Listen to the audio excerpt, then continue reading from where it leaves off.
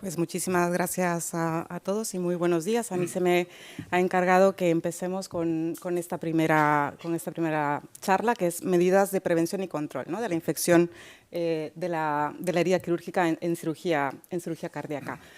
No tengo ningún conflicto de interés con esta charla.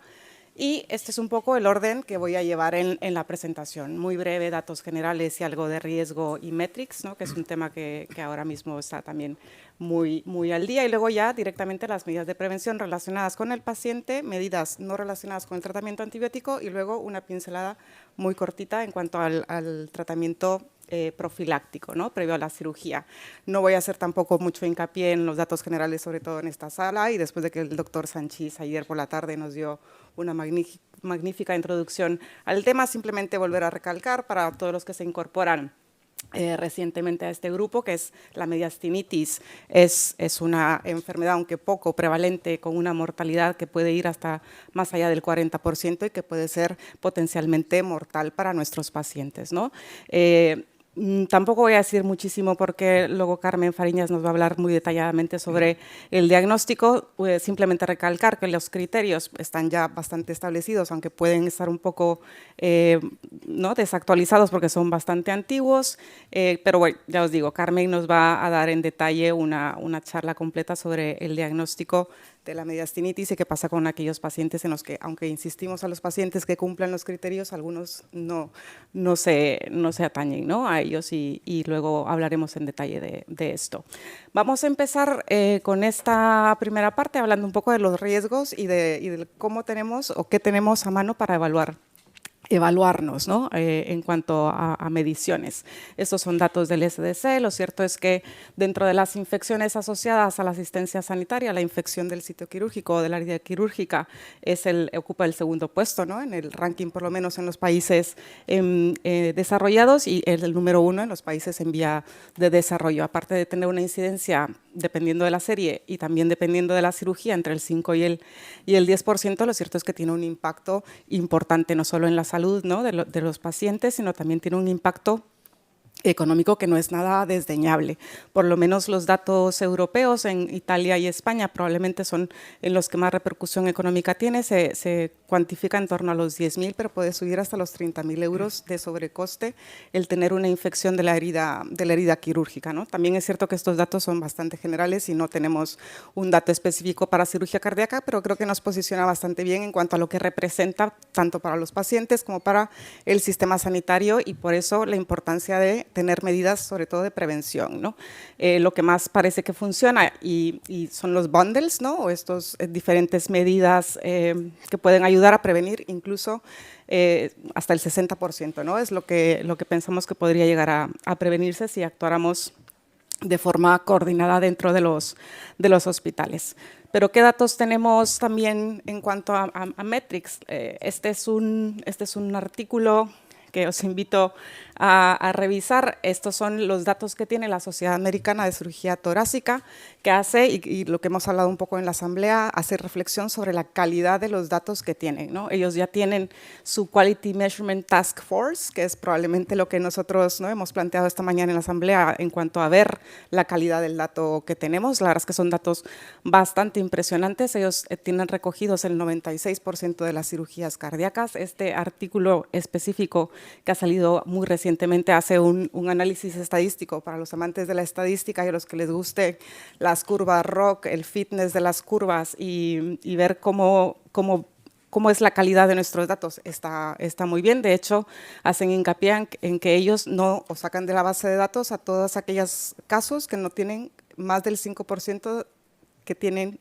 o que les hace falta más del 5% de los datos por rellenar, ¿no? Y eso pues está bastante bien. Con esa calidad importante, pues dan también estas cifras, ¿no? Tienen registradas más de 600.000 procedimientos quirúrgicos que veis desglosados, ¿no?, en la izquierda de la tabla, y lo que nos interesa, mediastinitis, ¿no? 0,3% en cuanto a tasas de de incidencia y bueno, pues cuando se combina válvula más bypass aórtico, pues aumenta un pelín más a 0,4, pero la verdad es que bastante bajos. No puedo dejar de mencionar cuál es la experiencia en España, sobre todo porque estamos en la casa del doctor Barquero, que es el último autor de este artículo que ha salido recientemente. Estos son los datos de la Sociedad Española, ¿no?, de Cirugía Cardiovascular, que tiene un registro también pues, de 33.000 cirugías. Únicamente hay que comentar que es un registro anónimo y voluntario y se incluyen pues 57 centros. Nos da también una amplia descripción de cómo son los procedimientos y las complicaciones y solamente descartar que las reintervenciones por mediastinitis, aunque son cifras bastante bajitas, tienen una mortalidad que no es nada desdeñable del 6,12%.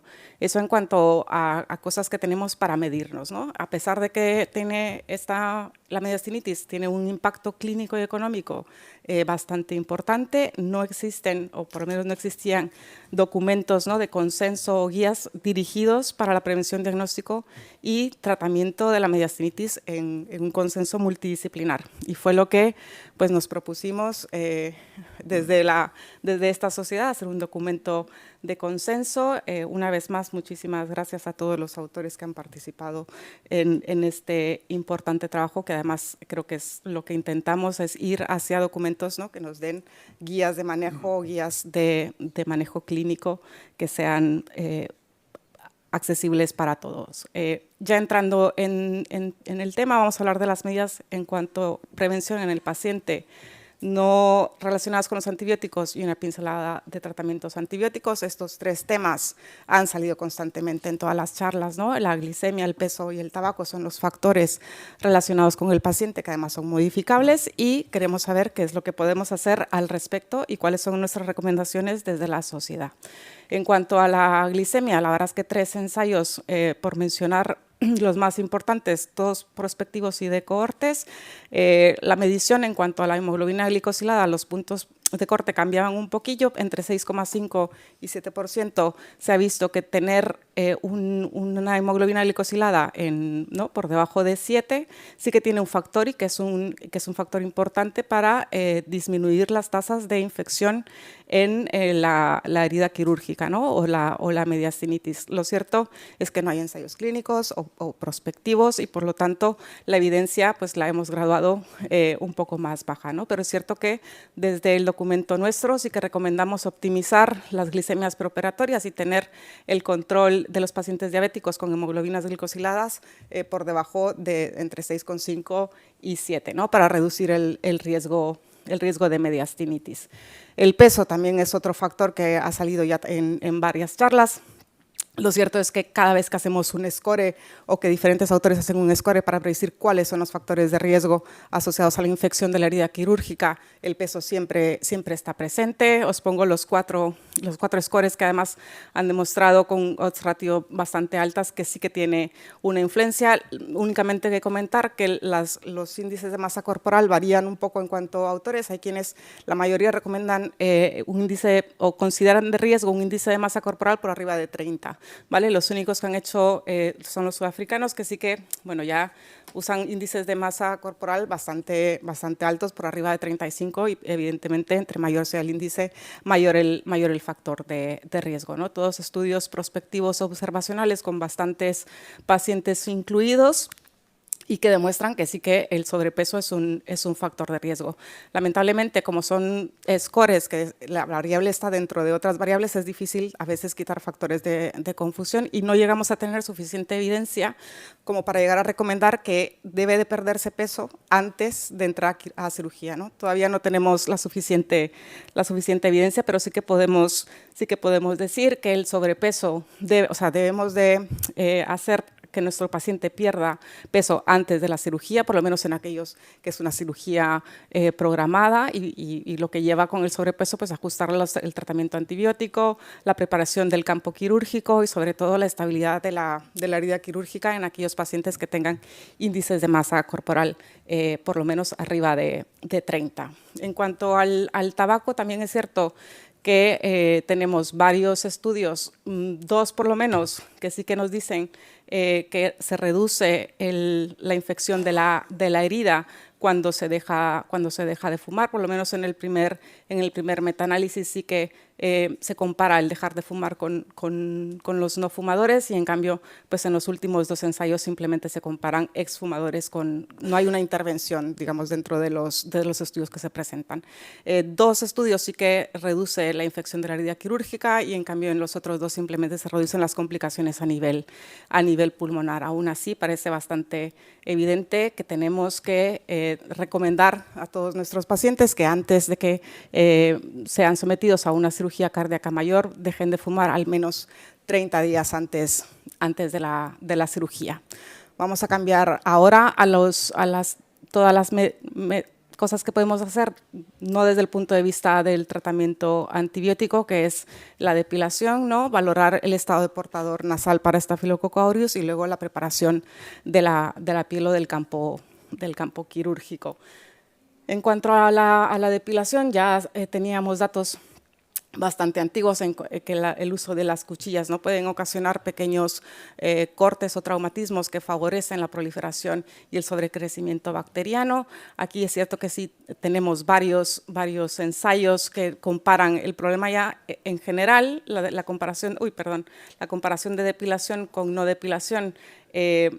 Parece que no hay suficientes diferencias, ¿no? En cuanto a la infección, pero cuando vemos los métodos que se utilizan para la depilación, sí que parece que hay más tasas de infección en aquellos pacientes en los que se usa una cuchilla en lugar de utilizar otros métodos depilatorios como pueden ser las cremas o el recorte del cabello con maquinillas eléctricas, ¿no?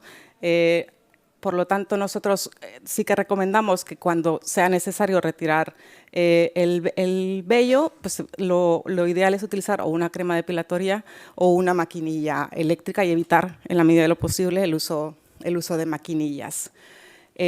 En cuanto al estado de portador de Staph aureus, os dejo simplemente los 2 ensayos clínicos, probablemente con mayor impacto. Están ocultas otras 3 diapositivas que dejo a disposición de los socios de la sociedad para que tengáis toda la evidencia que hay posteriormente, ¿no? Pero bueno, el BODE en 2010 nos da pues, la evidencia que todos deseamos, ¿no? Ensayos clínicos, aleatorizados, multicéntricos, que además comparan, ¿no? con placebo las medidas que son o descolonización con mupirocina y limpieza con clorhexidina versus placebo. Esto es la evidencia de mejor calidad que tenemos disponible y además lo hacen de forma prospectiva en más de 1.270 pacientes que son positivos usando técnicas de diagnóstico molecular, ¿no? Y lo que ven es que en general el descontaminar sí que disminuye las infecciones asociadas a la asistencia sanitaria por Staph aureus y que además esto también se ve reflejado en las infecciones profundas quirúrgicas, ¿no? 3 años más tarde hacen seguimiento de estos pacientes y además de demostrar que se reduce la infección, ven que hay una disminución en cuanto a la mortalidad, ¿no? Con lo cual esta evidencia parece ser pues, bastante contundente. Y nosotros, pues como sociedad, también recomendamos que debemos de saber el estado de portador nasal de nuestros pacientes para intentar erradicarlo lo antes posible. Recomendamos que las técnicas para el diagnóstico sean basadas en técnicas moleculares en aquellos sitios en los que sea posible. Recomendamos el uso tópico de mupiracina para la descontaminación nasal y la combinación de clorhexidina para la limpieza, ¿no? de la piel en la cirugía. Y también recomendamos pues, una descontaminación sistemática en aquellos pacientes en los que no se sabe el estado de portador o que ingresan en la cirugía sin tener los resultados de portador nasal para aureus, ¿no? En cuanto a la preparación de la piel, ya os digo que aquí la mayor dificultad a la hora de evaluar todos los datos que tenemos disponibles es la gran variabilidad que hay, no solo en cuanto a la preparación que se utiliza, sino a las concentraciones. Aquí ya empezamos a hablar, ¿no? De si comparamos clorhexidina al 5% o al 10%, la povidona iodada y sobre todo porque los análisis que tenemos en cuanto a la descontaminación de la piel, pues es una mezcla de múltiples cirugías, ¿no? Hay cirugías limpias, cirugías traumatológicas y es un poco un batiburrillo, pero lo cierto es que existen bastantes ensayos que comparan tanto la povidona como la clorhexidina, ¿no? Y recomendamos pues, utilizar clorhexidina sobre productos basados en povidona para la preparación de la piel. En cuanto al tratamiento profiláctico previo a la cirugía, lo cierto es que no era un objetivo de nuestro documento de consenso, pero bueno, os he dejado esta información simplemente a forma de tener la comparativa de lo que se hace en Estados Unidos, en España y en mi hospital, por lo menos. Es cierto que el SDC sí que recomienda tener un equipo multidisciplinar que revise sistemáticamente cuáles son las guías de profilaxis antes de la cirugía y luego lo cierto es que no hay gran diferencia entre lo que se hace en Estados Unidos, en España y en nuestro centro. La recomendación de primera línea es cefazolina y como alternativa vancomicina. Los únicos que sí que recomiendan uso de un antibiótico contra gram negativo son los americanos, que dicen que podría incluirse gentamicina, pero bueno, esto tiene sus más y sus menos, ¿no? Así es que eso es lo que quería contaros. Muchísimas gracias por vuestra atención.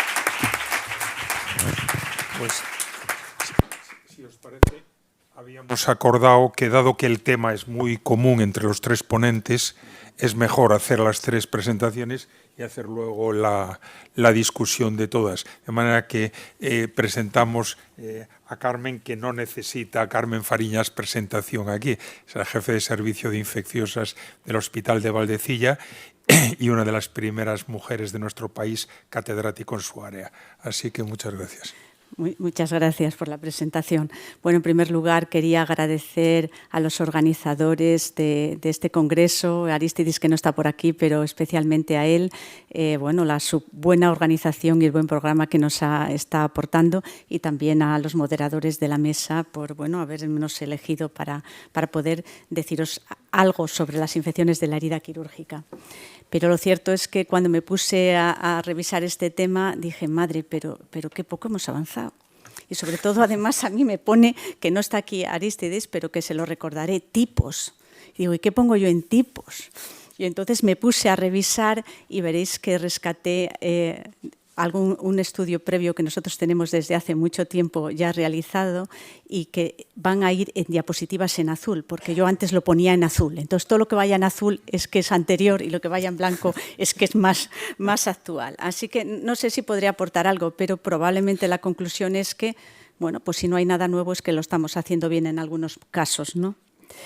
Entonces, pues voy a hablar de lo que ya he comentado. Voy a hacer una introducción general, empezando desde la infección nosocomial general en la cirugía cardíaca hasta luego llegar a la infección de la herida quirúrgica o del sitio quirúrgico.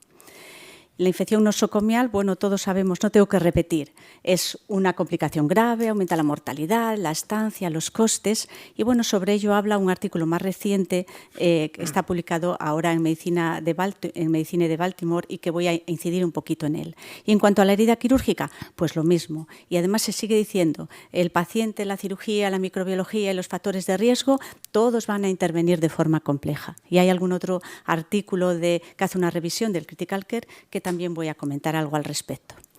Empezando por el primero, este artículo del Medicine, pues es curioso, revisa las infecciones nosocomiales en cirugía cardíaca que están en la UCI de enero de 2018 a diciembre de 2018. Es un estudio retrospectivo.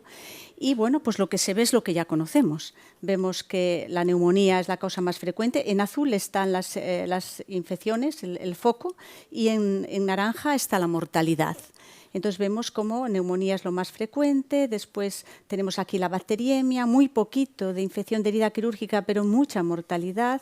Y después, bueno, algo que también hemos observado es que hay más focos que uno. O sea, aquí tenemos, cuando son de único foco, poca mortalidad, y casi el 40% el paciente que tiene una infección de herida quirúrgica va a tener otra infección nosocomial, o el que tiene una infección nosocomial va a tener más de una.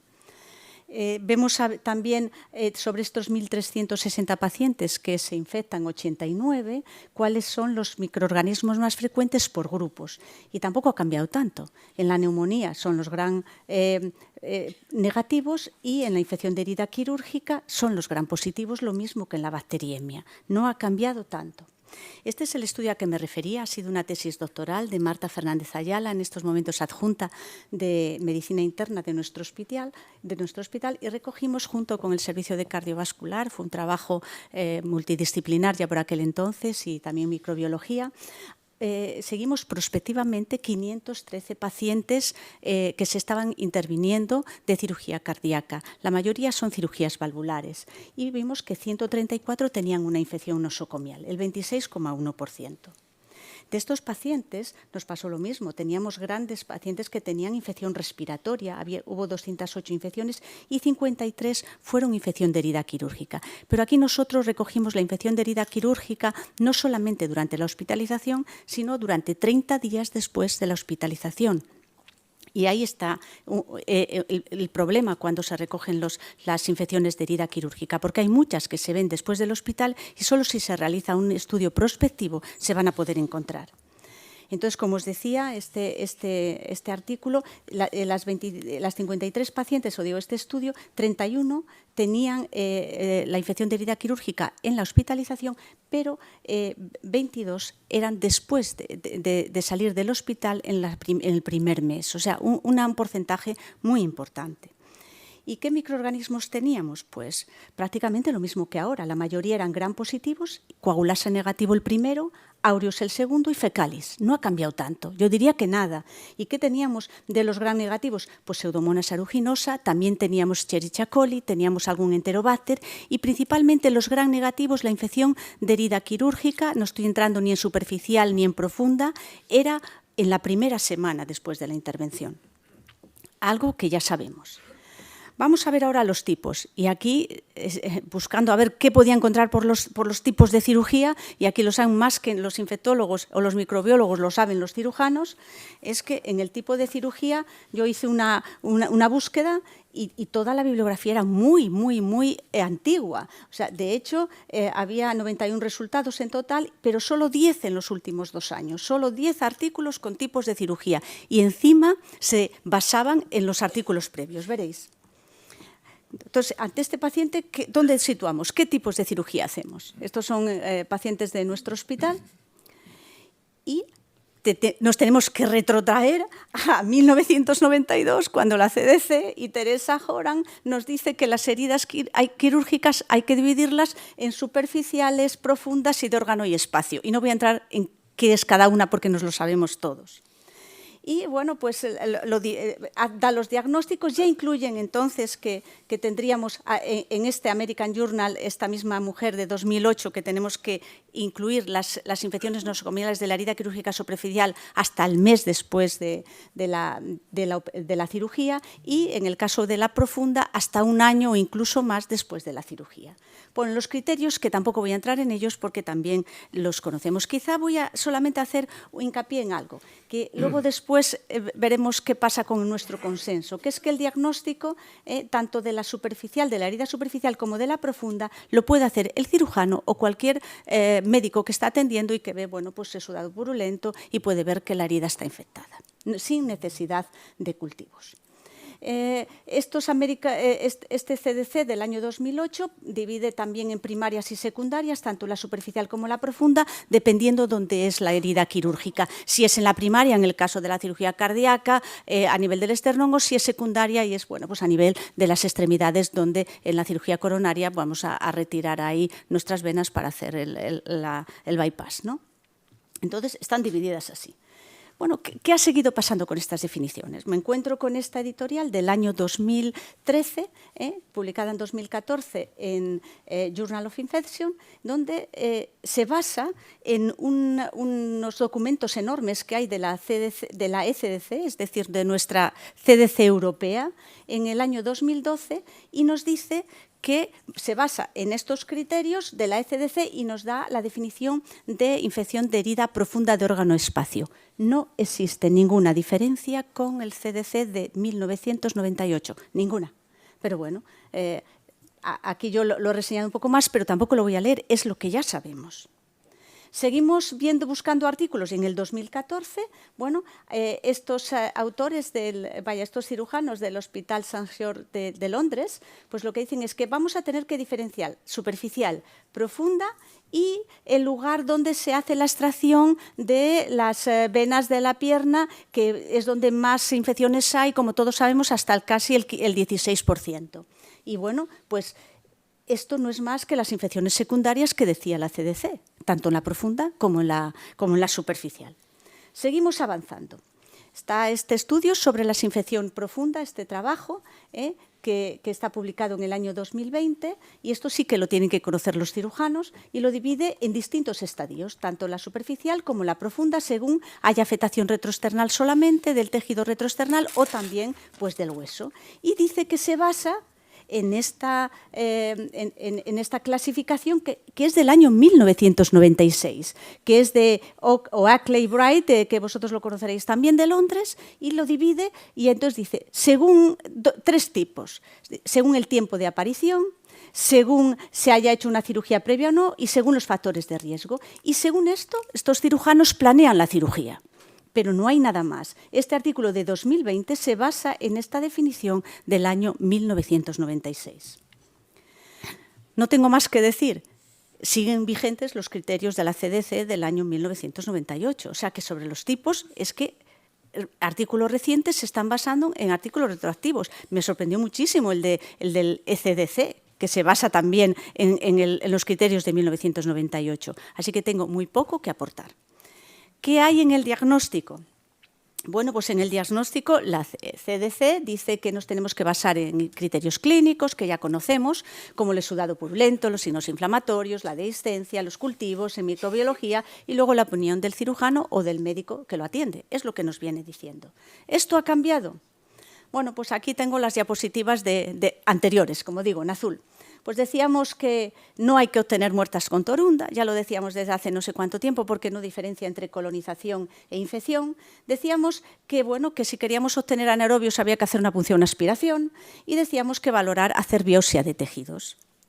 Y también decíamos esto, que en la clínica, que puede tener una clínica hasta 416 días, que puede cursar con una sepsis sin signos de localización, lo seguimos diciendo ahora, que puede tener un curso fulminante o larvado, tenemos el coagulasa negativo por ahí, y que lo que más nos viene bien es que desde el punto de vista clínico haya una apariencia anormal de la herida. En el laboratorio, pues puede haber leucocitosis, desviación a la izquierda y hemocultivos positivos hasta un 60%. ¿Y la radiología? ¿Qué decíamos hace muchos años de la radiología? Decíamos, pues bueno, la radiología de tórax a veces ve un ensanchamiento y nos puede ayudar. ¿Y el TAC?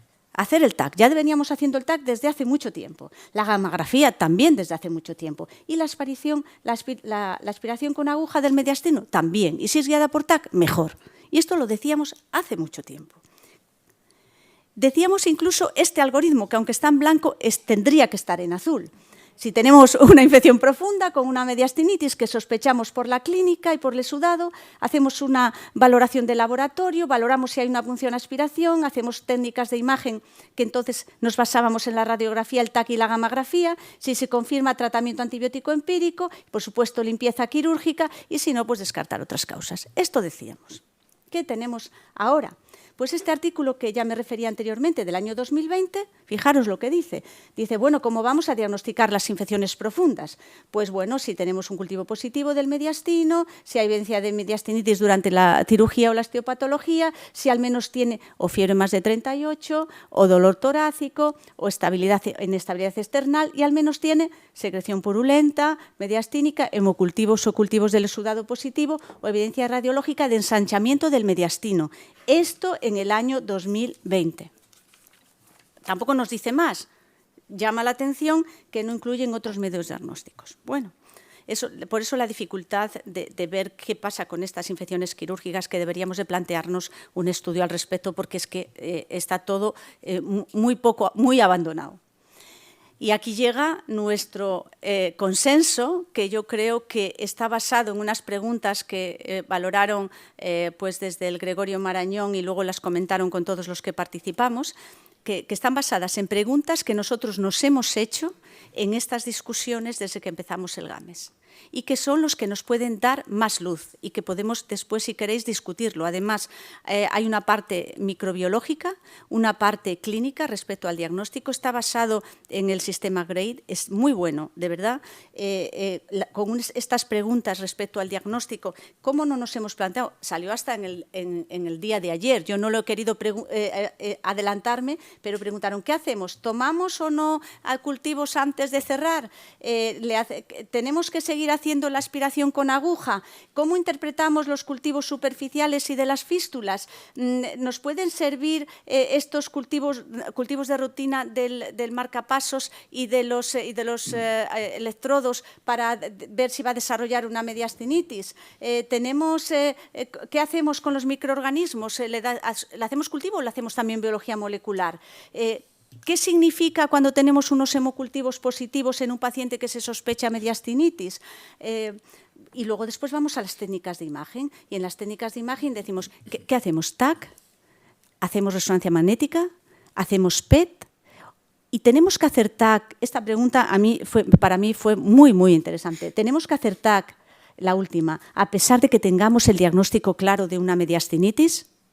Y bueno, pues todas estas preguntas están recogidas, como ponía yo aquí, de la página 9 a la 14 de este documento que yo creo que es interesante y que si después queréis las podemos discutir. Además, yo creo que la parte microbiológica la hizo aquí Patricia y nos puede decir más, y la parte radiológica, aunque yo no soy radiólogo, la persona que lo hizo está muy cerca de mí cada día y entonces pues la conozco bien, ¿vale? Entonces, bueno, yo solo os voy a poner aquí el resumen. El resumen de estas preguntas, que para mí es lo mejor que hay en el diagnóstico después de revisarme la literatura. Entonces, bueno, ¿qué hacemos con los cultivos? ¿Qué recomendación tenemos para la interpretación de los cultivos que son diferentes al origen del tejido mediastínico, ¿no? ¿O qué hacemos con los hemocultivos? Entonces, lo que se recomienda es que hay que valorar individualmente a cada paciente, porque depende del microorganismo que se aísle y de dónde se haya recogido. ¿Qué hacemos con la presencia de bacteriemia en un paciente que no tiene origen claro y que le acabamos de operar? Pues si eso ocurre en los primeros 90 días después de la cirugía y aislamos un Staphylococcus aureus, eso habrá que pensar que a lo mejor el paciente tiene una mediastinitis. Y se ha visto que no hay suficiente evidencia para recomendar de rutina otros métodos distintos al cultivo. O sea, no tenemos que de entrada hacer biología molecular. Eso hay que dejarlo para cuando tenemos los cultivos negativos y hacer entonces serología para los Coxiella o Bartonella, o hacer de muestras mediastínicas profundas pues las 16S que nos mira todas las bacterias o el 18S que además añade el hongo, estas PCRs, ¿no? Y bueno, pues cultivos en medios especiales para otros microorganismos que también causan mediastinitis, como es el micoplasma. Nosotros tenemos publicado 3 casos de micoplasma que si no, esto lo saben muy bien los microbiólogos, 5 minutos, ya estoy acabando. Si no se incluyen en métodos específicos de cultivo, no los vamos a aislar, o el uroplasma, o la legionela, o la nocardia, o la micobacteria, que ya se comentó ayer. Y las pruebas de imagen, ¿qué se ha dicho de las pruebas de imagen? Pues las radiografías, en principio, la radiografía, el ensanchamiento nos sirve, aunque está bien hacer una radiografía porque podemos ver, pues a lo mejor un derrame pleural, o pues nos puede ayudar a ver los alambres, pero no sirve para el diagnóstico de la mediastinitis. El TAC, sí, no en las 2 primeras semanas. No en las 2 primeras semanas porque entonces va a haber gas, va a haber colecciones que no vamos a poder interpretar, pero sí después de las 2 primeras semanas. No se recomienda la resonancia magnética y sí se recomienda la medicina nuclear, pero el PET de momento no hay estudios suficientes. Todo esto está basado en muchos estudios, en mucha bibliografía que podemos consultar.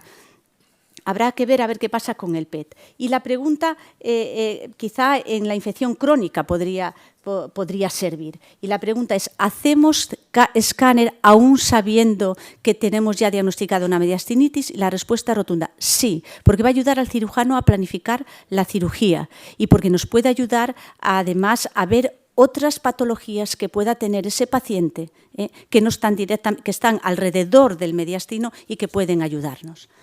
Con esto yo ya acabo, Pero no quería acabar sin deciros que todavía siguen vigentes estos 2 estudios publicados en Clinical Infectious Diseases, prácticamente al igual por nuestro grupo en 1995 y por el grupo del Gregorio Marañón, Patricia aquí, recuérdalo, en 1997, porque son los primeros estudios que hay en España sobre mediastinitis y que siempre han estado citados en el Up to Date como los primeros estudios que hay, no solamente en nuestro país, sino fuera de nuestro país.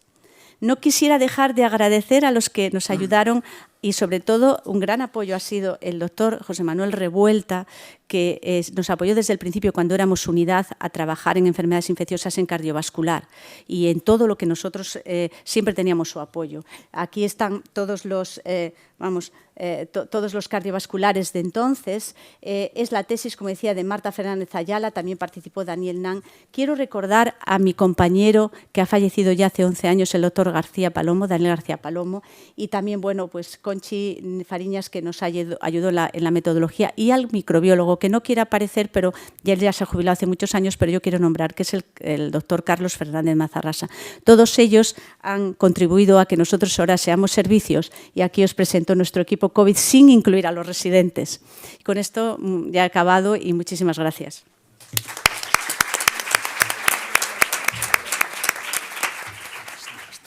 Gracias, Carmen. Yo creo que está claro, en cirugía lo sabemos hace muchos años, que Valdecilla siempre ha sido uno de los centros pioneros en muchas cosas en la cirugía cardiovascular española, y esto está más claro ahora, viendo esta evolución histórica de la situación de la problemática y de la literatura correspondiente. Entonces, ahora la tercera intervención, después de la prevención y el control, y luego el enfoque diagnóstico y clínico, pues es el tratamiento quirúrgico de la infección de la herida quirúrgica en cirugía cardíaca, fundamentalmente, y si no entiendo mal, seguramente será a través de un acceso torácico anterior, o lo que se llama esternotomía media, que es la incisión más habitual en general para la mayoría de procedimientos. Otra cosa son las modas quirúrgicas, que también evolucionan según el tiempo y según la tendencia de colegas en España y en todo el mundo hacia un tipo específico de acceso, pero el que nos preocupa, precisamente el que yo creo que está todo el mundo siempre investigando, es el acceso torácico anterior. Así que Diego Monzón, del Hospital General Universitario Gregorio Marañón, nos va a dar su visión personal y probablemente departamental de la problemática y de lo que hacen ellos, que es evidentemente extrapolable a lo que hace probablemente la mayoría. Gracias. Muy bien. Buenos días a todos. Primero, gracias a la sociedad por la oportunidad de invitarme y dar esta charla. Espero estar a la altura de mis compañeras, Marta y Carmen. Y en segundo lugar, pues si habéis invitado a un cirujano, aparte de enseñar fotos comprometidas, es un poco para dar una visión práctica, una visión pues muy real de este problema que efectivamente parece como que es un cajón desastre y no está en nuestra vida, pero es algo que pasa a diario y a lo que nos tenemos que enfrentar. Entonces, a modo de introducción breve, porque ya lo han contado mis compañeras, pero a modo de introducción, la incidencia de la infección de la herida quirúrgica es variable según las series, según los estudios. Lógicamente, pues el tener un trasplante aumenta casi por 3 esta incidencia. El tener una asistencia ventricular puede hacer que suba hasta un 35%. Y la mortalidad, pues hemos hablado de un 6%, en otros sitios en torno al 15%, pero es algo que tiene una mortalidad importante. Hay que tener mucho cuidado las 2 primeras semanas después de una cirugía cardíaca, porque son las semanas en las que más riesgo tenemos de infección de la herida quirúrgica. Y efectivamente el escáner no solo hay que pedirlo como sospecha diagnóstica, también para planificación quirúrgica. Para nosotros el escáner es algo básico ante la mínima sospecha de una infección de una herida quirúrgica. Sin el escáner no podemos curar una herida, ¿vale? Es algo fundamental para nosotros. Aún así, el diagnóstico definitivo de una infección y sobre todo de una mediastinitis, centrándonos ya en el problema gordo, es la presencia de pus en el mediastino. Más allá de un escáner con una colección, que efectivamente las 2 primeras semanas tiene poco valor, si abrimos y nos encontramos con pus, es que es blanco y en botella. Nos encontraremos con muchos escáneres, efectivamente, pues sobre todo, por ejemplo, aquí cirujanos, ¿quién no ha hecho un escáner a una cirugía de aorta y ha visto una colección alrededor de un tubo? Es que eso es prácticamente la norma.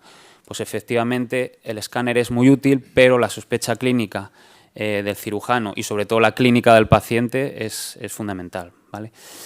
Y pues el diagnóstico precoz y el tratamiento agresivo también lo es. No voy a meterme en los factores de riesgo porque aquí ha hablado mucho Marta sobre ello, pero sí que actuando sobre estos factores de riesgo nosotros ya iniciamos un tratamiento y es un tratamiento preventivo. ¿Por qué? Pues porque a lo mejor si tenemos un paciente diabético tenemos maniobras los cirujanos para evitar tener una infección de la herida de esternotomía. Por ejemplo, si es un coronario, pues a lo mejor no coger 2 mamarias, coger una.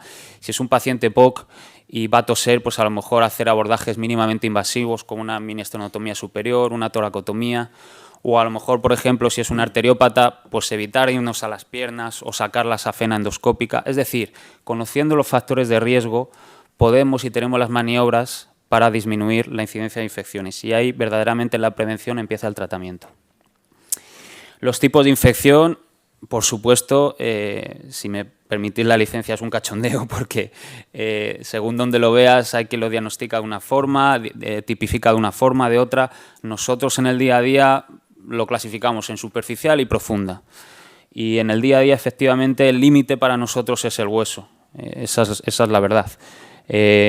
Una infección superficial es una celulitis, puede afectar al tejido celular subcutáneo, pero en cuanto afecta al hueso, en cuanto tocamos ese hueso y ese hueso se mueve o sale ya pus franco, a la vez que ese hueso se mueve, tenemos una infección profunda y es una mediastinitis. Al menos clínicamente tenemos esa sospecha. Aquí tenemos algunas de las fotos que ahora veremos, ¿no?, de lo que es un BAC, una mediastinitis en el escáner con ese hueso separado, esa presencia de colección y de aire. Y bueno, hay una refijación.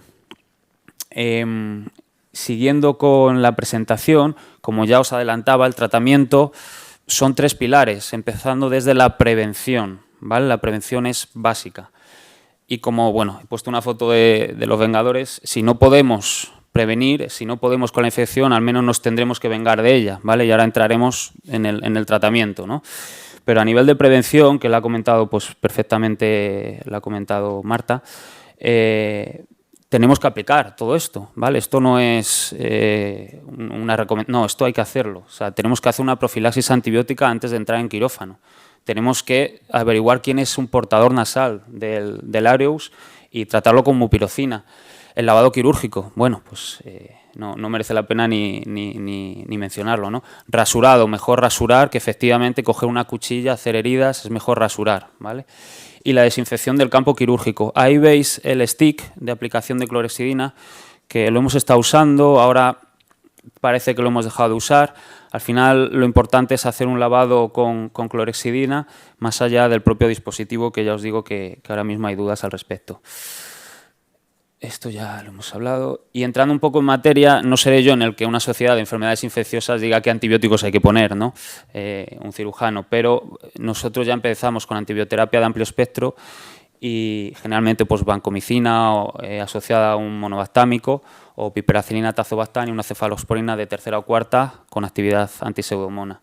Suelen ser tratamientos prolongados, ¿vale? Nosotros, una vez hecho el diagnóstico con la clínica, el escáner y encontrado el pus en el mediastino, tomamos muestras, siempre tomamos 5 muestras de todas esas heridas infectadas que mandamos a analizar y luego con el antibiograma lo ajustamos, pero suelen ser tratamientos mínimo de 4 semanas.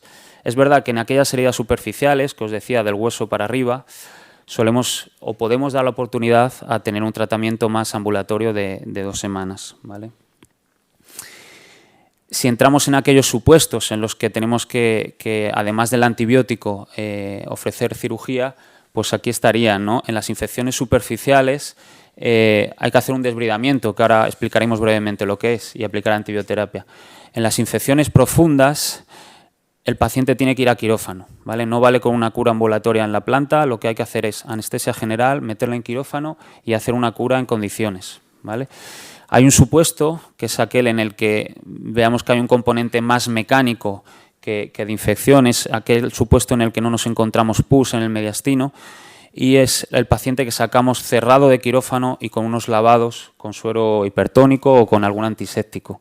Es el único supuesto, porque en el momento en que nos encontramos pus en el mediastino de una herida quirúrgica infectada, el paciente debe salir abierto, ¿vale? O al menos eso es nuestra práctica rutinaria. Cuando persiste la fiebre es que hay algo que no hemos terminado de limpiar, y en aquellos casos recidivantes, pues si ha recidivado, no seamos tan valientes de volver a sacarlo cerrado, ¿vale? Entrando más en lo que es el tratamiento quirúrgico, el objetivo es doble, ¿vale? Por un lado, queremos eliminar la infección, pero también como médicos nos debe preocupar el que el paciente se vaya a casa, el favorecer la cicatrización de la herida. Entonces, yo lo he enfocado, como os digo, pues como una terapia más simple, más sencilla, que sería para aquellas heridas superficiales, y una terapia más compleja, más combinada, para aquellas heridas que ya afectan al hueso y al mediastino. En aquellas heridas superficiales, además de la antibioterapia, por supuesto, cuando hablamos de eliminar la infección, el primer objetivo, tenemos que drenar la herida, tenemos que retirar todos los cuerpos extraños que haya y hacer un Friedrich de la herida, además de la antibioterapia. El Friedrich, pues me imagino que todo el mundo sabremos lo que es, pero ahí tenéis una herida de esternotomía claramente infectada, con material, con los alambres, con hilos. El Friedrich es quitar todo ese material extraño y hacer una limpieza de los bordes, ¿vale? Hasta que sangre y tengamos tejido sano. Y la cicatrización, pues las curas que hacemos de estas heridas infectadas van a depender de lo exudativas que sean. Si tenemos heridas muy exudativas, pues tendremos que hacer curas pues, con sueros hasta que dejen de ser tan exudativas, o plantearnos terapias de presión negativa como es el BAC. Cuando baja un poco ese grado de exudación, podemos aplicar sustancias como es el alginato. Ahí hablamos del Aquacel o Aquacel Plata. Hay que tener cuidado con la plata, porque también en cuanto a la cicatrización se refiere, hemos observado que pues, no termina de cicatrizar todo lo bien que debería esa herida. Entonces sería para heridas exudativas, pero con todavía sospecha de infección. También hay hidrocoloides y sistemas de presión negativa que no tienen un depósito, como sería pues, el apósito pico que todos usamos. Y en heridas no exudativas es cuando ya podemos aplicar antisépticos y cremas cicatrizantes. Estos son un poco los productos que usamos en el día a día en el hospital. Arriba veis a la derecha el Aquacel, veis la crema cicatrizante, y los dos dispositivos que veis abajo, pues el de la izquierda es un BAC, que básicamente es una pegatina que chupa con una esponja y tiene un depósito, y el de la derecha es el pico, que es igual que el BAC, pero tiene menos presión negativa y no tiene un depósito donde todas esas sustancias drenen, ¿vale? Por eso requiere de más cambios. Y entramos pues un poco en lo gordo, ¿no? ¿Qué hacemos cuando tenemos una infección profunda, una infección que afecta al hueso? O sea, aquí aplicamos, como os he dicho, antibiótico intravenoso de primeras y directamente a quirófano, anestesia general, y lo que hacemos es una limpieza y un desbridamiento quirúrgico. El paciente va a salir abierto, el paciente va a estar unos días, que es el siguiente punto, con curas locales. Haremos curas locales con suero hipertónico o con algún antiséptico, como estamos utilizando ahora el ácido hipocloroso. Generalmente durante 5 a 7 días estamos con curas locales diarias cada 12 o cada 8 horas. Una vez hemos conseguido limpiar ese hueso, ese mediastino, aplicamos terapia de presión negativa, con recambios frecuentes, ¿vale? Nada de dejar ahí el plástico con la esponja 7, 10 días, no. Cada 4 o 5 días hacemos un cambio y tomamos muestras.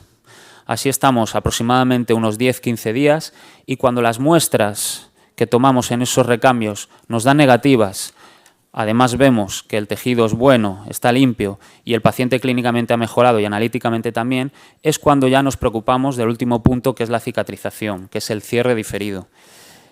Esto es la situación ideal, ¿vale? Aunque veamos una herida, pues una herida, un pecho abierto ahí de un señor obeso, con la barba sucia, es un EPOC, diabético, pues es la situación ideal porque ya hemos pasado todo el primer procedimiento de quirófano, curas, y tenemos una herida con muy poquitos esfacelos, que es ese tejido blanco cicatrizante, pero tenemos una herida rosada y una herida que no exuda ni huele mal, y el paciente está clínicamente estable. Es aquí, de hecho esto está en el quirófano ya con los cirujanos plásticos, cuando nos planteamos hacer el cierre diferido. Y gracias a esa colaboración que tenemos microbiología, cirugía cardíaca y cirugía plástica, podemos pues, finalizar el proceso de curación de esta herida, que sería la cicatrización, ¿no? El cierre. Aquí hablamos ya de técnicas de reconstrucción torácica, ¿vale? Son técnicas que nos tienen que ayudar los cirujanos plásticos y porque están mucho más acostumbrados que nosotros. La técnica básica que utilizamos y que incluso los cirujanos cardíacos nos atrevemos es al avance de pectorales y despegar la fascia del pectoral mayor para aproximarlo al medio y que haya tejido fresco sobre ese lecho que ya no está infectado, ¿vale? Pero hay otras técnicas, como es el BRAM, que es la que usan los cirujanos plásticos de nuestro hospital, que consiste en una transposición del recto del abdomen. Como ahora os enseñaré, esto se puede hacer cuando no hemos usado la mamaria de ese recto del abdomen. Ahí veis cómo están directamente moviendo el recto del abdomen al mediastino. Es el mismo paciente que os he enseñado en la foto. Y bueno, pues lo que está haciendo es, tiene el ombligo entre las mamilas. Está poniendo el resto del abdomen tejido fresco, tejido al que llega la sangre, tejido al que llega el antibiótico, para de alguna forma reconstruir la herida. Bueno, quito esto por si alguno nos mareamos. Y esto es un poco el algoritmo que hacemos como técnicas de reconstrucción. Cuando el esternón está estable, pues aproximamos la fascia de los pectorales. Cuando el hueso está ligeramente inestable, es cuando ya necesitamos algo más que aproximar esta fascia. Y muchas veces podemos hacer un flap con el propio músculo, con el pectoral. Cuando el esternón está destruido, directamente de una osteomielitis, con trozos de hueso rotos, pues es cuando ya nos planteamos hacer un injerto con el recto del abdomen si no hemos usado la arteria mamaria para hacer bypasses, o un injerto del dorsal ancho, ¿vale? Son las dos técnicas que se usan para reconstruir. De izquierda a derecha tenéis un poco la galería o el Museo de los Horrores de la reconstrucción torácica. A la izquierda la aproximación de pectorales, en el medio se ve pues, un flap del pectoral mayor y a la derecha un injerto del dorsal ancho. Y lo que os he enseñado que es el BRAM del recto del abdomen. A ver. No solo tratamos esternotomías, que efectivamente, como hemos comentado, es lo más frecuente. Tenemos otras heridas y es que somos capaces de infectarnos pues, todas las heridas, ¿no? Ahí tenemos una minesternotomía superior, también se infectan, pero pasando el mismo proceso, el mismo procedimiento de antibiótico, quirófano, presión negativa y finalmente cicatrización, logramos que el paciente pues se pueda ir a casa. Los marcapasos daría para otra charla entera. Nosotros quitamos todo el dispositivo, incluidos los electrodos, sea el tiempo que sea, con mecanismos de extracción y dispositivos, y finalmente nos vamos al otro lado. La herida que estaba infectada se va abierta a la planta y hacemos curas igual, con el mismo procedimiento que os he dicho, y cuando da negativo nos planteamos el cierre. Y esto es un paciente con un Harmey 3, en el que tenemos pues, una infección, la temida infección del driveline, que vemos más de lo que nos gustaría y una de la principal causa de muerte en estos pacientes, la sepsis. Y es que aplicamos el mismo proceso. Quirófano, apertura, presión negativa, curas y finalmente, como veis en la última imagen de la derecha, el paciente pues, se puede ir a casa con la herida curada. Conclusiones. La prevención es el mejor tratamiento y es donde se inicia el tratamiento. Hay que hacer una cirugía dirigida, hoy que estamos muchos cirujanos, y no hay una cirugía perfecta para cada paciente, pero yo creo que sí la podemos aproximar, ¿vale? Sobre todo porque tenemos técnicas para ello. El diagnóstico debe ser precoz y el tratamiento agresivo. Ante la duda de una herida roja o de una secreción purulenta, antibiótico intravenoso, avisar a nuestro servicio de microbiología o medicina interna y planificar la cirugía. Eliminar la infección y favorecer la cicatrización son nuestros dos principios y sobre todo no tener prisas con el cierre, ¿vale? Así que nada, muchas gracias. Bueno, a ver, el profesor Bauza y yo, por aquí vamos a utilizar lo que se llama el privilegio entre los gringos de la silla, en castellano de Cervantes de la moderación, para iniciar los siguientes 33 minutos que nos quedan de sesión. Lo digo porque primero felicitar a los que han presentado, porque la doctora Kessler ha utilizado 15 minutos 32 segundos, la doctora Fariñas 19.07 y el doctor Diego Monzón 1604. Con lo cual, entra dentro de lo que está perfectamente calculado para que ustedes disfruten de una sesión de preguntas que el profesor Bouzá va a iniciar. Yo tengo varias. Creo que él también ha escrito muchísimo más que yo, lo que quiere decir que seguramente hay contenido, material y métodos de verdad en su intervención. Cuando él acabe, si me lo permite, entonces ¿Cómo no? seguiremos. Es posible no permitirte. No, hombre, esto es un honor. Gracias. Empezamos, si os parece. Preguntas vuestras, mientras alguien se decide. Yo tengo una, y es primero, partimos, yo creo, un problema esencial de definición. Básicamente, la mediastinitis es lo que le parece a alguien que es mediastinitis, y no tenemos un criterio firme. A mí me parece que eso explica las diferencias de las cifras, y lo primero que quería preguntaros es, cuando buscáis incidencia de infección tras cirugía cardíaca, ¿no os parece que hay una tremenda infraestimación? Ves datos norteamericanos, 1%, y tú te arrancas con un 26% en Santander. No lo hacemos muchísimo peor que en Cincinnati, estoy seguro. Entonces, hay un problema metodológico de que depende de qué medimos. ¿Qué medimos y qué creéis que debemos medir? O sea, ¿cuál debe ser nuestro indicador de infección tras cirugía cardíaca? Queremos medir las neumonías del ventilado mecánico, queremos medir las infecciones del mediastino, superficiales y profundas, el que tiene una bacteriemia con el catéter debe de ir incluido en el asunto. ¿Cuál es la medida? Y no sé si empiezas tú, Marta. De lo que hemos, perdón, porque justo ahora he tenido un pequeño ataque de tos, pero lo cierto es que las mediciones son bastante variables en la literatura, y luego cuando buscas, haces una revisión sistemática en PubMed sobre mediciones, ¿no? Metrics y calidad de las mediciones, es complicado tener datos. Perdonad, estoy... los americanos son bastante prácticos y dicen, vamos a valorar aquellas que han tenido una reintervención por mediastinitis, ¿no? Y esas son las que marcan como significativas dentro de su base de datos. O sea, pero que eso no es la medida global. Es que decir, no es la medida global, pero es un indicador que sí que dicen, bueno, de todos los que se han operado, que son muchísimos, quienes han reintervenido como mediastinitis como motivo de cirugía. Y ahí cuentan un porcentaje que ellos, bueno, es de los más bajos reportados en la literatura, ¿no? 0,4%. Depende también de las cirugías que se han registrado. Cuando ves por aparte el bypass aorto, ¿no? De la aorta coronaria, es un poco menor, pero cuando combinas cirugía valvular, ya las cifras aumentan un poco más, depende de cómo lo tengamos registrado en nuestra base. Yo creo que, no sé qué os parece, alguno de los defectos que uno encuentra buscando es, primero, que te dedicas a un tipo de infección. Bacteriemia post-cirugía cardíaca, es un asunto. Mediastinitis o herida profunda. La segunda parte es que muchos artículos, yo creo, que cortan el periodo de seguimiento, y es mientras estoy en la UBI. Claro. Pero claro, falta el resto del mundo. Y luego yo creo que otro de los asuntos que hay ahí es, fuera yo creo que de nuestro entorno, hay unos ciertos intereses en hacer o no hacer esa definición, que puede ser importante a efectos de... Tú te mueves muchísimo, Carlos, por el mundo.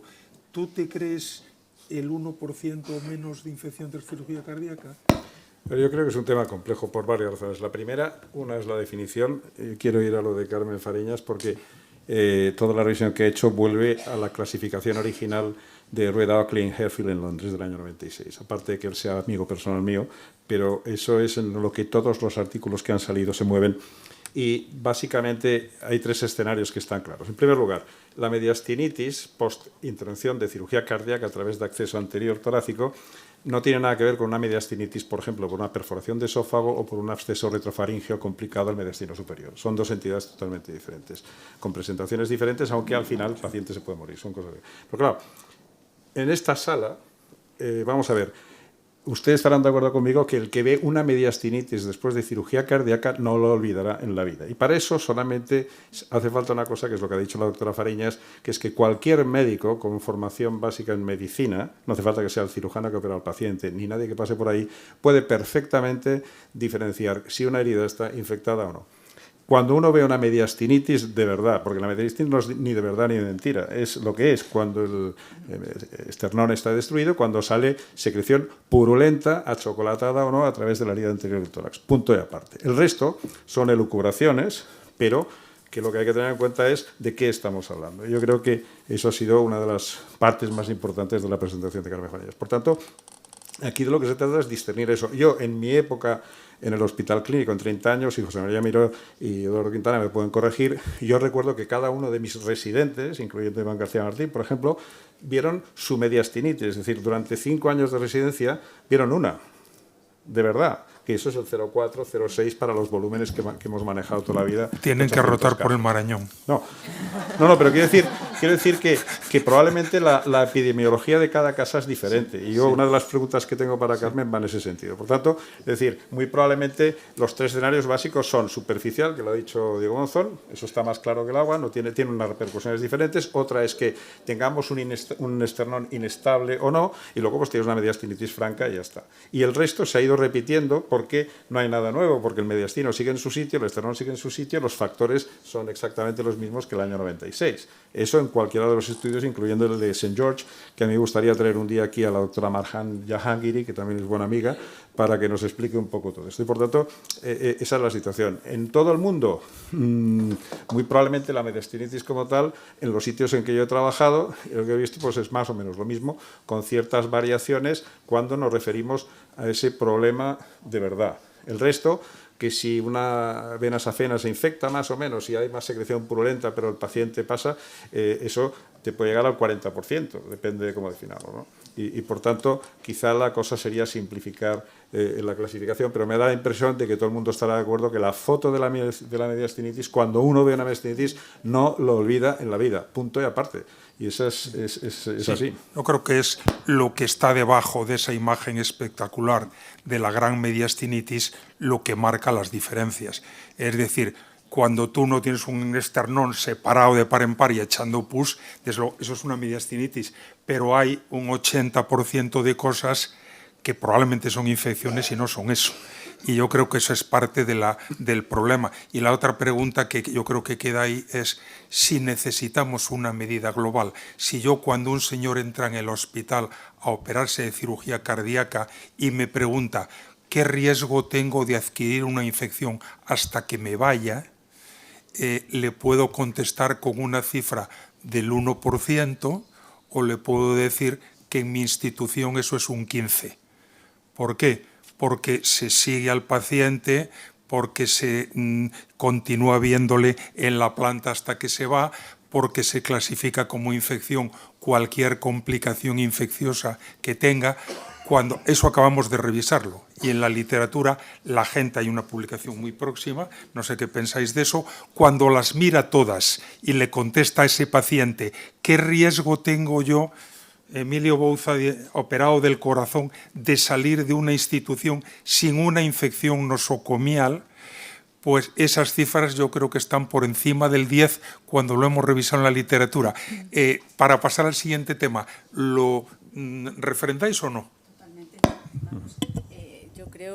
Yo creo que ya no voy a repetir lo que habéis dicho porque además ya lo he expuesto. Hay una completa diversidad de definiciones, de recogida de datos, de tiempos de duración para ver si se ha infectado o no y lo bueno sería poder contestar eso, que es muy difícil porque además tendríamos que hacerlo institución por institución. No sé si ahora la Big Data nos puede ayudar en esto o no. Nos faltan comentarios. No, Antonio. Sí.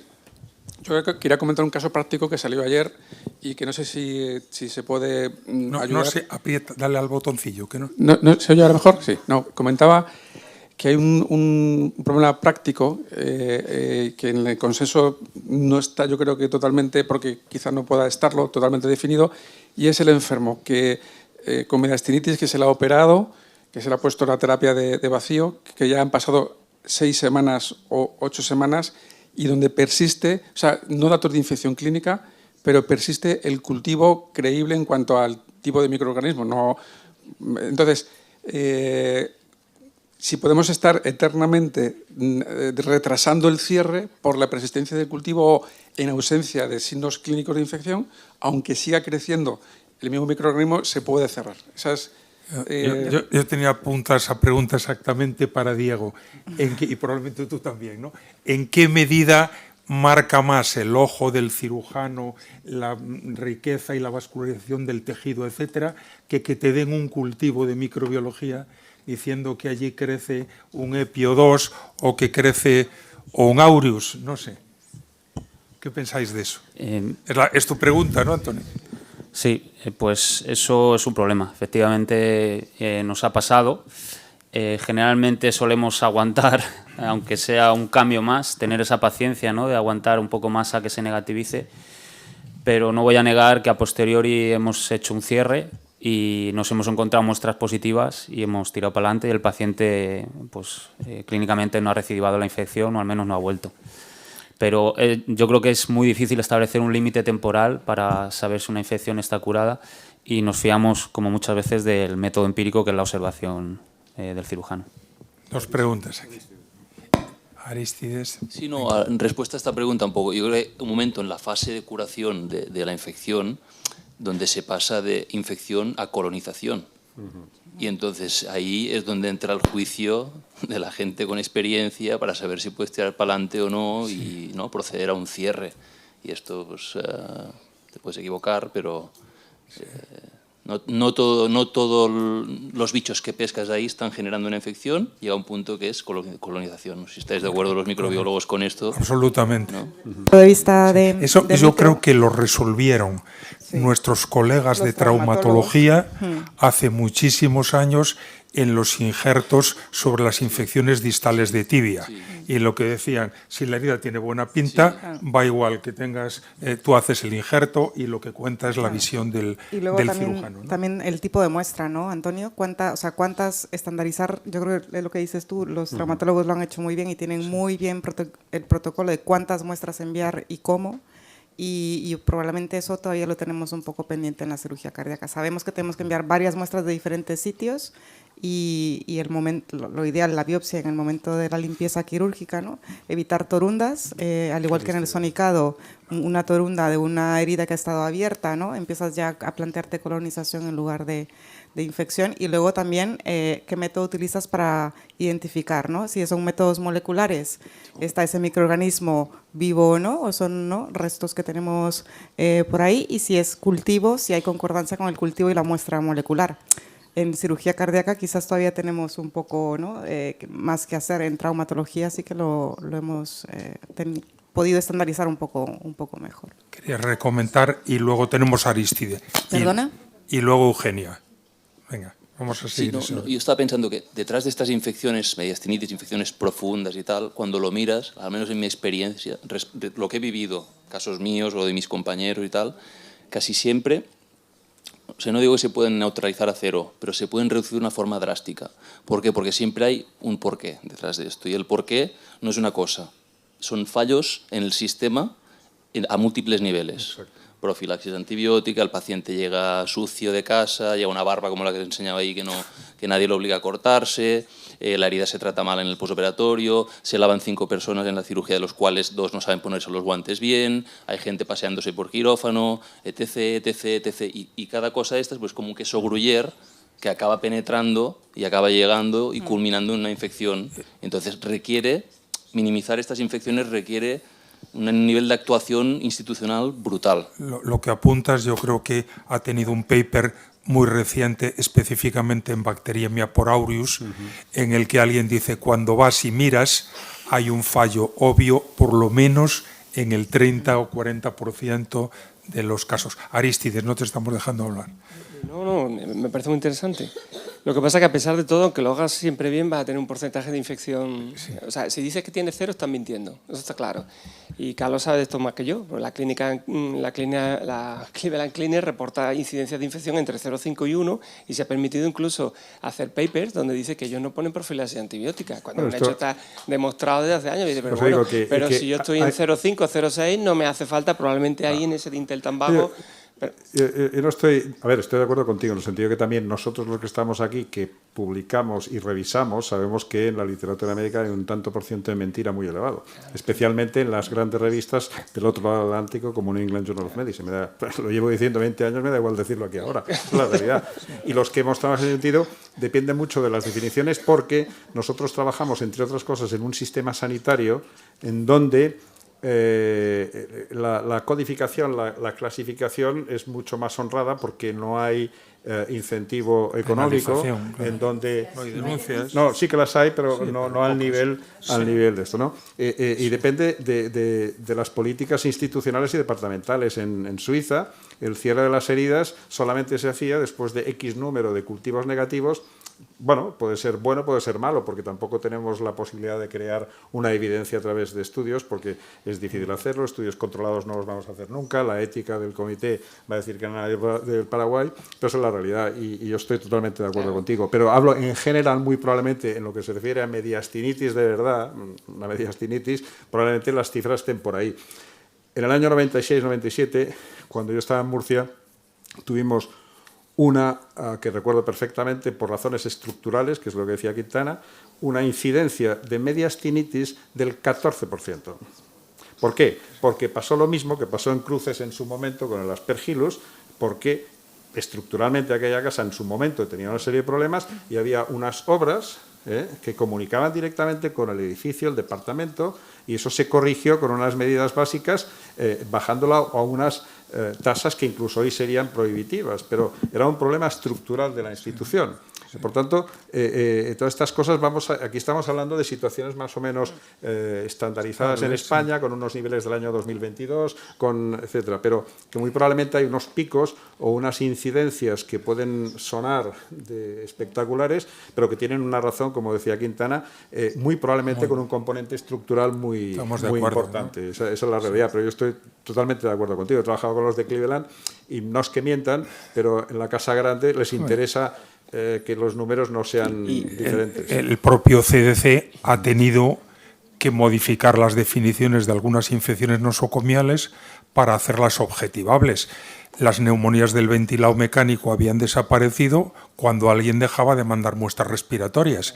Se mantiene el nivel de antibióticos, se consume lo mismo, pero no hay neumonía del ventilado porque nadie manda una muestra de microbiología. Con el catéter ha pasado lo mismo. Pero yo creo que en ese sentido un poco nuestro referente, que es el mundo norteamericano, tiene que ser puesto un poquito en cuarentena, ¿no? Porque no hablamos de lo mismo. Eugenia.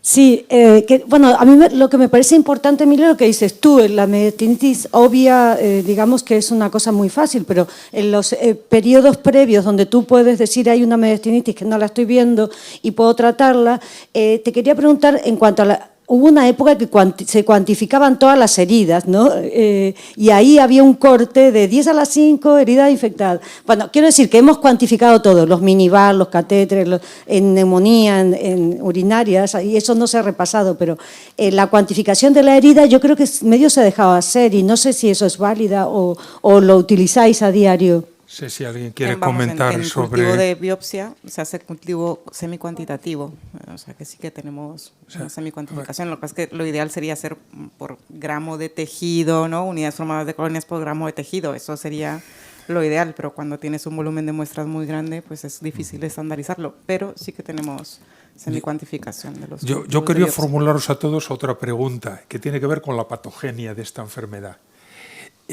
Sobre todo a los cirujanos, que me parece que aquí tienen un área muy de defensa de su situación. ¿Estamos hablando de una infección de la herida quirúrgica en la mediastinitis o de una bacteriemia que coloniza el mediastino? Es decir, el hecho... vale, venga, Arístides, ¿comentas?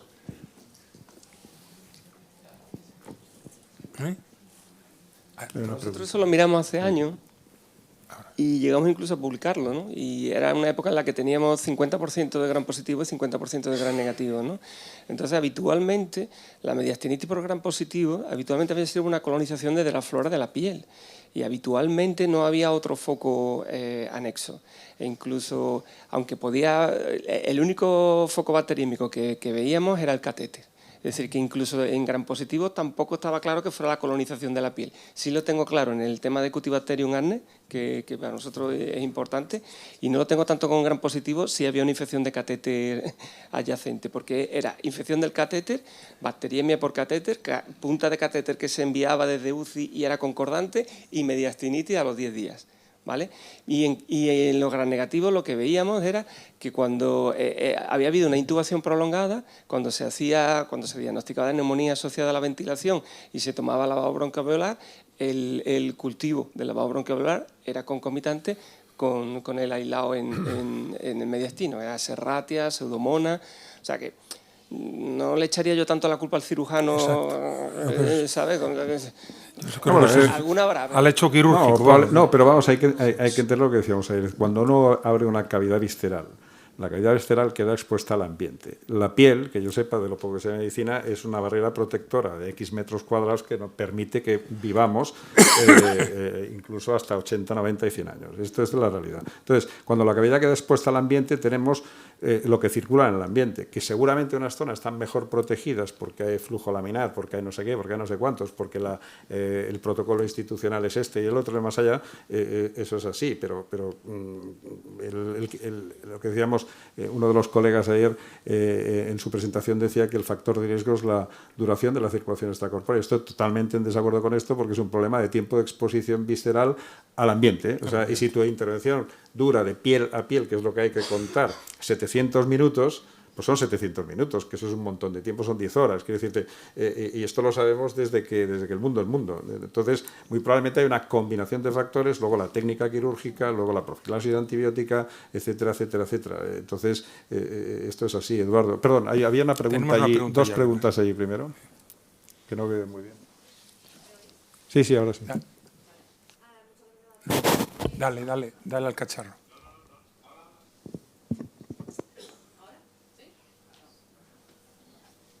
¿Ahora? Sí. Sí, ahora. Vale, muchas gracias a todos.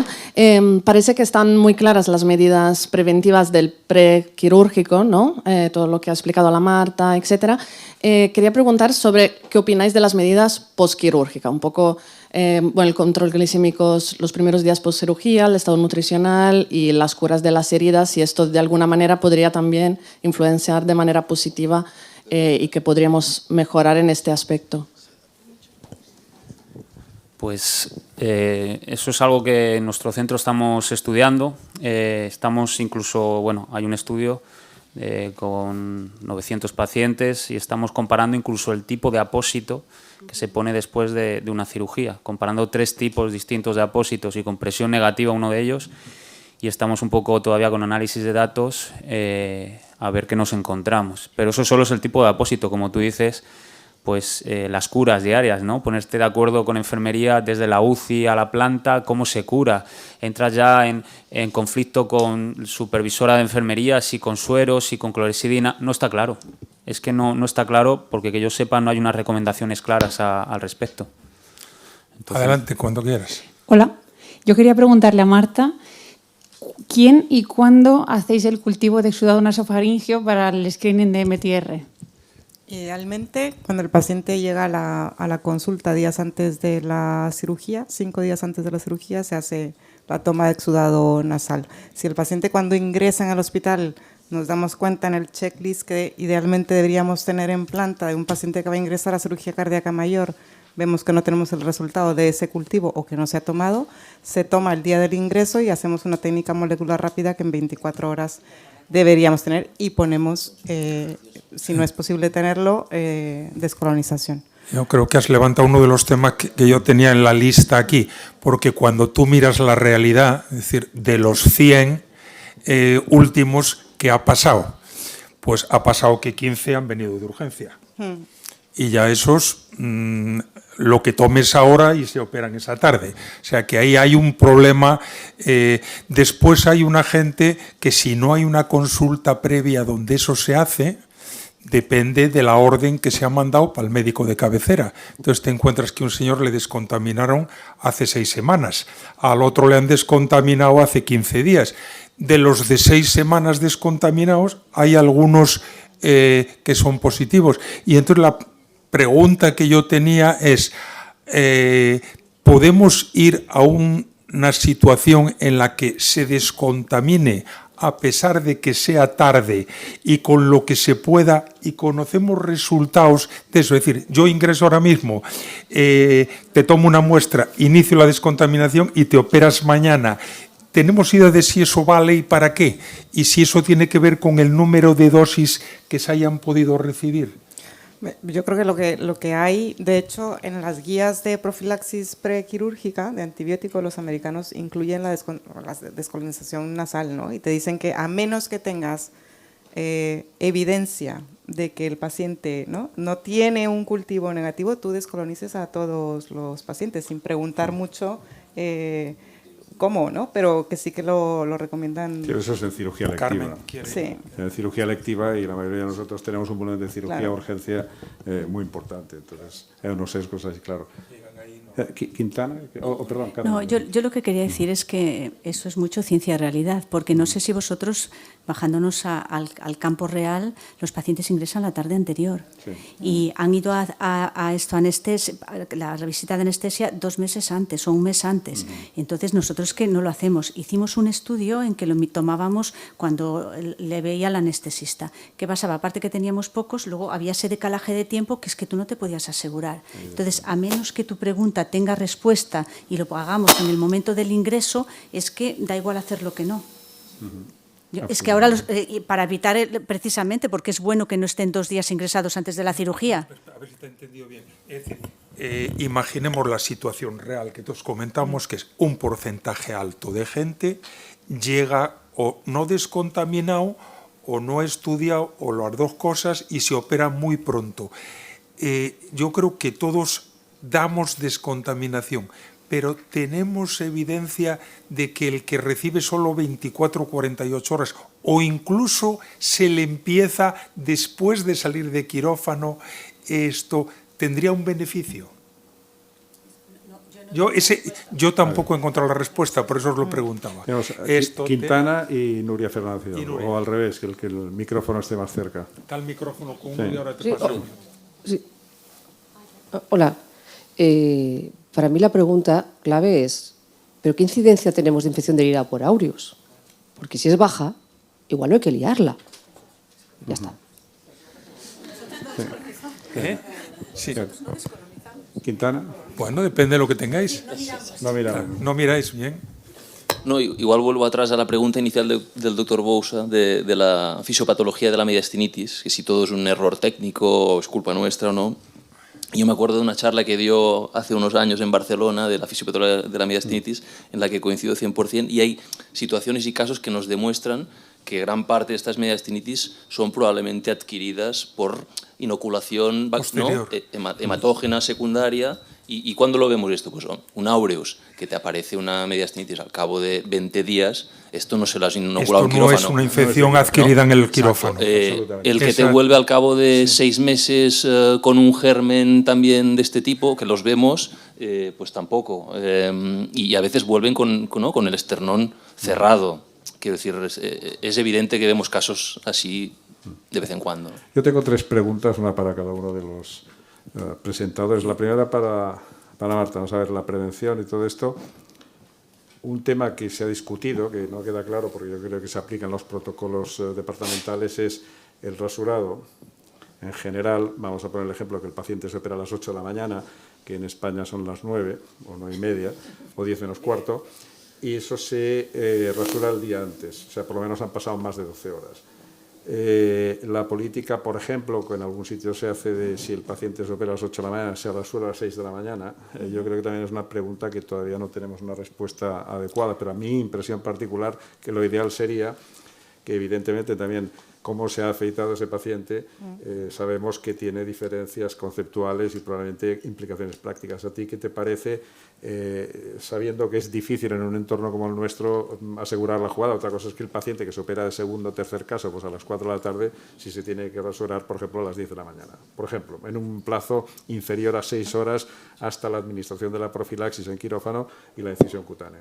Hombre, lo cierto es que no, yo por lo menos de lo que me he revisado de la literatura, en los ensayos que sí que hay publicados, te dicen que tampoco es que haya muchísima diferencia en cuanto a infección de herida, dependiendo del tiempo de la depilación, ¿no? O de remover. Lo ideal es que sea el día del acto quirúrgico, pero y no mucho, y lo que hacen más énfasis en cuanto al método. Pero de lo que he revisado en la literatura, lo ideal lo dejan en 24 horas, ¿no? Carmen, también creo que varía en función de lo que se opera en cada institución, porque hay programas que tienen una distribución de intervenciones quirúrgicas diferente. Esto lo sabemos. Más mediastinitis en la intervención valvular o más mediastinitis en la intervención coronaria. Las cifras de las TIES yo creo que no son extrapolables a nuestra práctica en España y en algunos sitios de Europa, pero sería posible decir que en general deberíamos esperar más mediastinitis en el coronario que en el valvular. Sí. No tengo más respuestas. Lo que no nos salió fue la mamaria a nosotros. Exacto. La mamaria no parecía que... Exacto. Entonces, la última... ¿Y la doble? La doble mamaria. Tampoco. Tampoco. ¿La doble en diabético tampoco?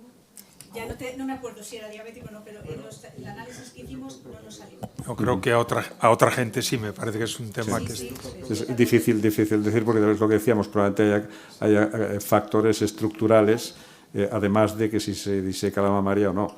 Otra cosa es la entelequia de si está esqueletizada o pediculada. Eso no tiene ningún tipo de evidencia científica, cero pelotero, porque además el metaanálisis más pobre pues que las ratas. Esto es así de claro. Y para Diego, vamos a ver, dos cosas. El doctor Monzón ha pedido perdón en su exposición por utilizar la palabra cachondeo, que yo no le voy a perdonar nada porque está evidentemente en el diccionario de la Real Academia Española y más o menos es aquello la falta de seriedad o de rigor en un asunto que lo requiere. O sea que está bien utilizado, de acuerdo a la semántica y al cuerpo regulador de la Academia. Hay dos cosas. Una, recomendaría no utilizar VAC porque eso es un nombre comercial. Vale. Que usted ha utilizado verbalmente, pero una de sus diapositivas pone terapia de presión negativa, que eso es lo adecuado, porque va que es comercial y a alguno le va a preguntar si tiene usted conflicto de intereses, es decir, cobra de alguien por ponerlo. Y la otra es que me ha sorprendido mucho que en la reconstrucción usted no ha mencionado para nada la aumentoplastia. Que evidentemente puede ser que los cirujanos plásticos, con todos mis respetos, tengo amigos en ellos, son los que mandan. Personalmente tengo mis dudas, salvo en casos muy complejos, pero la aumentoplastia es una maniobra quirúrgica muy sencilla, muy rentable y que incluso en casos avanzados con destrucción ósea, pues fija el esternón, porque de hecho cuando reconstruimos el esternón ya han pasado semanas y el mediastino está fijo y no va a pasar nada. Eso, una cosa. Y la segunda, el tema de las placas de la fotografía que ha utilizado. ¿Usted ha reoperado algún paciente con placas de esas? Solo uno. ¿Y verdad que le lleva 2 horas entrar?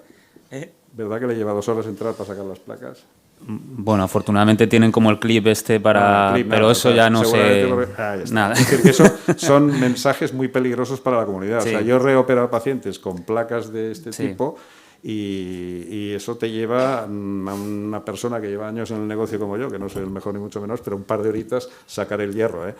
Eso es así de claro. Entonces, la pregunta es esa. Sí. La aumentoplastia, ¿por qué no la ha mencionado independientemente de que la use o no la use en su departamento? Pues yo llevo 8 años en el mundo de la cirugía cardíaca y la verdad es que la aumentoplastia en estos 8 años no la he visto. Sí que pues compañeros que llevan más tiempo en este campo me la han mencionado, la han utilizado, pero ahí dependemos, si no os voy a engañar, de cirugía plástica y es una técnica que ellos actualmente no emplean. Las nuevas generaciones de cirugía plástica prefieren o los pectorales o el resto del abdomen. Bueno, desconozco el motivo. Lo que tiene que hacer es aprender a hacer la aumentoplastia usted, esa es la realidad. Bueno, pues si os parece son las 13:02, hemos cumplido el horario. Transmitiros únicamente